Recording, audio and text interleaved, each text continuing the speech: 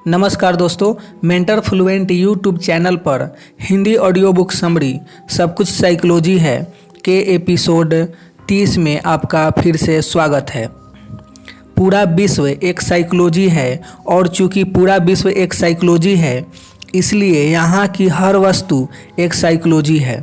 Psychology रंग और रूप बिना का एक ऐसा सत्य है जो तमाम वस्तुओं की वास्तविक पहचान है। पानी हो या हवा, मनुष्य हो या जानवर, सबकी अपनी साइकोलॉजी है और सबको हम उसके रूप रंग के कारण नहीं, उसकी साइकोलॉजी के कारण पहचानते हैं।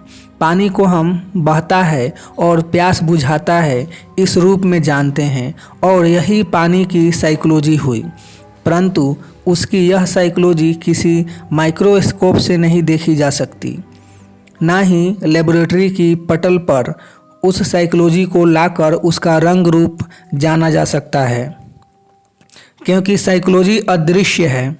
अर्थात दो जगत विश्व में मौजूद है, एक दृश्यमान जगत और जो वस्तुओं का जगत है जिसे आँखों से देखा जा सकता है और अन्य इंद्रियों से महसूस किया जा सकता है, जिसे विज्ञान की लेबोरेटरी में लाया जा सकता है और विज्ञान उसके साथ प्रयोग कर सकता है।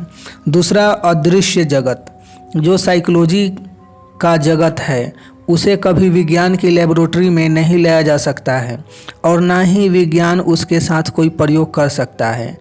शाश्वत सत्य यही है कि इस अदृश्य जगत से ही यह दृश्यमान जगत चलायमान है। लेकिन मनुष्य प्रभावित भी दृश्यमान जगत से होता है और ज्ञान भी उसे दृश्यमान जगत का ही उपलब्ध है, जबकि यह दृश्यमान जगत साइकोलॉजी के अदृश्य जगत का परिणाम मात्र है।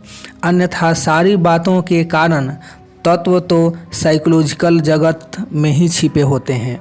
अतः कोई बाहर कुछ भी बदलना चाहता है तो उसे बदलाहट पहले साइकोलॉजी के जगत में लानी होगी और वह कला साइकोलॉजी के ज्ञान से ही प्राप्त हो सकती है। हर वस्तु की एक साइकोलॉजी है और कोई भी पदार्थ बगैर साइकोलॉजी के अस्तित्व में नहीं रह सकता है। वहीं कोई भी पदार्थ अपने साइकोलॉजिकल दायरे से बाहर भी नहीं जा सकता है। सिर्फ एक मनुष्य को अपनी बुद्धि के बल पर अपनी साइकोलॉजी के दायरे से भटकने की स्वतंत्रता उपलब्ध है और इस स्वतंत्रता का उपयोग करते हुए अधिकांश लोग अपनी साइकोलॉजी के दायरे के बाहर निकल चुके हैं। जबकि सत्य यह है कि मनुष्य सुखी और सफल सिर्फ अपने साइकोलॉजिकल दायरे में रहकर ही हो सकता है, यानी अपने को मिली स्वतंत्रता के दुरुपयोग के कारण ही मनुष्य असफल और दुखी है। अतः अब मनुष्यों को सुखी और सफल होने के लिए अपनी नेचुरल साइकोलॉजी वापस प्राप्त करनी होगी और वह उसी मार्ग से पाई जा सकती है जहाँ से खोई है। चूँकि मनुष्य ने अपनी नेचुरल साइकोलॉजी बुद्धि द्वारा ओढ़ी आर्टिफिशियल साइकोलॉजी के कारण खोई है, अतः उस आर्टिफिशियल साइकोलॉजी से छुटकारा पाकर ही मनुष्य अपनी नेचुरल साइकोलॉजी वापस पा सकता है और उसके उपाय के तौर पर हैपनिंग में रहना, अपनी नेचुरल रिएक्शनों पर भरोसा करना, अंदर बाहर एक रास्ता बनाए रखना वगैरह उसे अपनाना चाहिए। और इन सब से भी आगे बढ़कर यदि मनुष्य पानी की साइकोलॉजी अपना ले तो वह सुख और सफलता के शिखर पर जा बैठे। अब इस पूरी चर्चा में सबसे महत्वपूर्ण बात तो जो हमेशा याद रखने योग्य है वह यह कि मनुष्य को सुखी और सफल बनाने की सत्ता भी प्रकृति की हैपनिंग के पास है और यह जवाबदारी भी उसी की है। आप बेवजह यह जवाबदारी खुद उठाने के चक्कर में फंस गए हैं और यह कम पड़ रहा था तो ढेरों और जवाबदारी आप अपनी माने जी रहे हैं और यही आपका अहंकार है जिसकी आप सजा भोग रहे हैं। अपना जीवन संवारने तक की सत्ता आपके पास नहीं है, वह सत्ता हैपनिंग के पास है और उसे कुदरत की हैपनिंग को सौंपना अहंकार शून्यता है। परंतु आपका अहंकार आपके पास कोई सत्ता न होना कबूलता नहीं, इसलिए अपने जीवन की जवाबदारी प्रकृति की हैपनिंग पर छोड़ना नहीं आता और अहंकारी क्या अहंकारी का क्या हश्र प्रकृति से होता है यह तो आपने सुना ही होगा।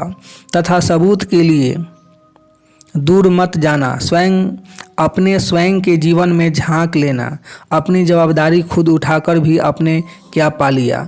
सो अहंकार त्यागो तथा प्रकृति की खूबसूरत हैपनिंग की सत्ता की शरण चले जाओ, बस जल्द ही सब अपने आप ठीक हो जाएगा।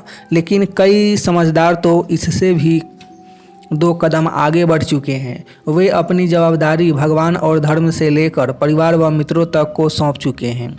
उनका क्या, उनके लिए यह यात्रा और भी लंबी हो गई है। पहले उन्हें अपनी जवाबदारी स्वयं उठाते सीखना है और वह सीख जाएं तो फिर यह जवाबदारी उन्हें अपनी जवाबदारी स्वयं उठाते हुए सीखना है और वे सीख जाएं तो फिर यह जवाबदारी हैपनिंग को सौंपनी है।